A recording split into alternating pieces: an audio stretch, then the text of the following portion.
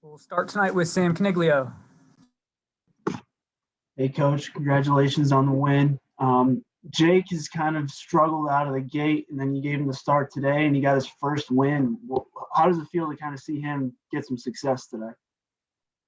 Yeah, we need somebody else to step up and give us some starts. It's no secret. I say it every time somebody interviews me that starting pitching is the key to this thing. So we're just trying to find pieces, man. And he's got a history here of being able to start.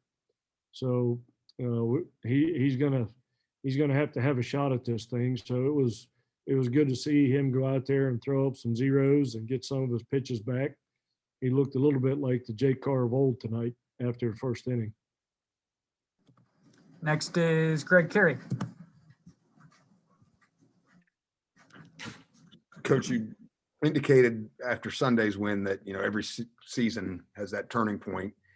I know that there's obviously a lot to build off of still, but how do you feel about your club heading into a big weekend series after this one? Good. I told him even when we were losing, I think we lost 5 in a row at one point. I kept telling him, the offense is getting better.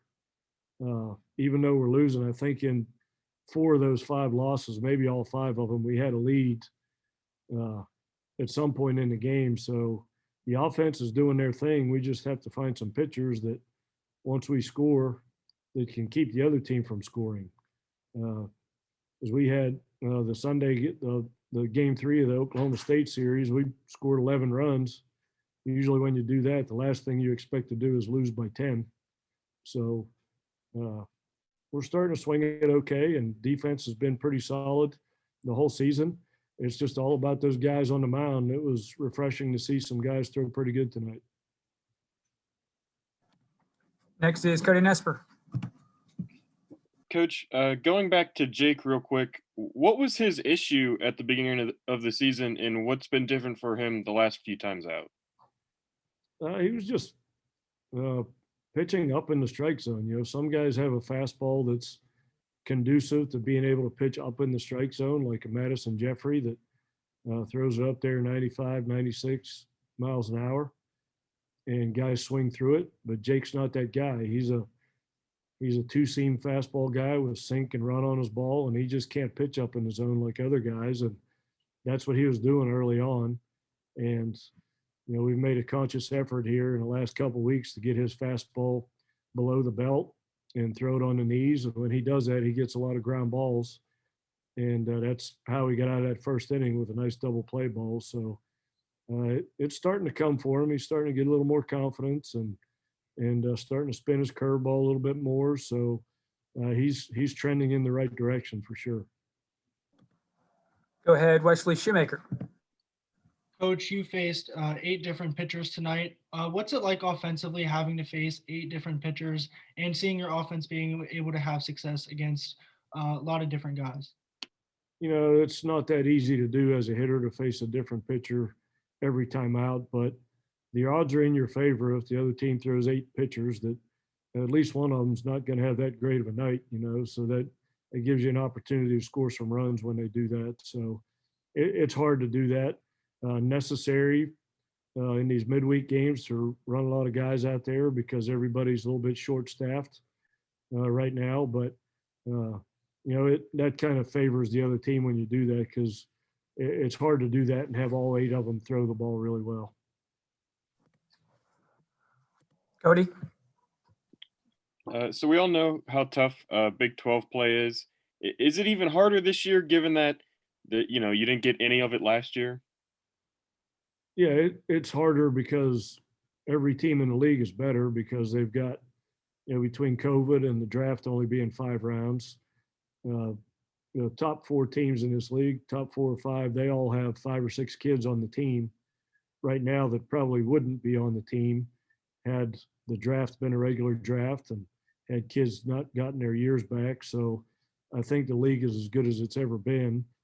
And the Texas Techs and TCUs and Texases of the world, or Oklahoma State, these are the best teams they've had in a long time. So that just makes it that much tougher. Back to Sam. Coach, you mentioned that you told your team that the offense is getting better. Tonight was another solid offensive performance, 9 runs and 11 hits. What are you liking about your offense so far right now? Just the way guys are competing. It's a lot of times it's hard in the middle of the season to make adjustments with your hitting because you're playing a lot more games than you are practicing. So, but we have guys that are making adjustments and getting better because of it and working really hard at it. I think guys are the compete level is really high right now with everybody in the lineup, and McCormick's starting to swing it. Paul McIntosh is starting to swing it. Austin Davis had a great night. So I think there's several guys in the lineup that are swinging it as good or if not better right now than they have the whole season. And Greg. Coach, obviously, when you went to Huntington, I know you weren't there, but team-wise, it wasn't the result you desired. Marshall's really struggled since then. Was there any talk about their struggles and kind of not letting them snap this losing streak tonight as you tried to get even with them from earlier? No, I didn't have any idea that they had a losing streak. I just told our guys, you can't let your in-state rival beat you twice in one season, especially on your home field. So this is one of those water cooler games, that people that work in the same office, that one of them's a Mountaineer and one of them's a thundering herdsman, that there's a lot of talk that goes on at the water cooler, and there's husbands and wives that are split families between the Mountaineers and Marshalls. So especially for the guys on our team that aren't from the state of West Virginia, they probably don't understand the importance of a game like this, like the in-state kids do. So we try and let them know that this is a game that has recruiting implications and a lot more than just the final score. And we'll finish up tonight with Cody. Coach, talking about some of the young hitters, certainly Mikey and then McGuire tonight. Have you ever had a freshman class that really has been able to compete this much this early in their careers?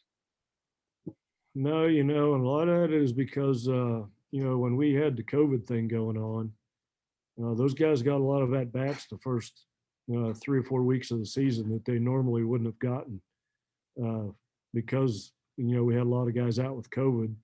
Early on before you start conference, you try and get those freshmen as many ABs as you can, but usually it's about 5 or 10 each, going into conference play. And you don't ever really know what you have until they become an everyday guy. But the fact that they had to play so much early on kind of gives you an indication of what they can do for you. And we said guys like Holbrook and Mikey and those guys have gotten in there. Braden Berry's gotten in there a lot and have shown pretty well for us that those guys are going to have good careers.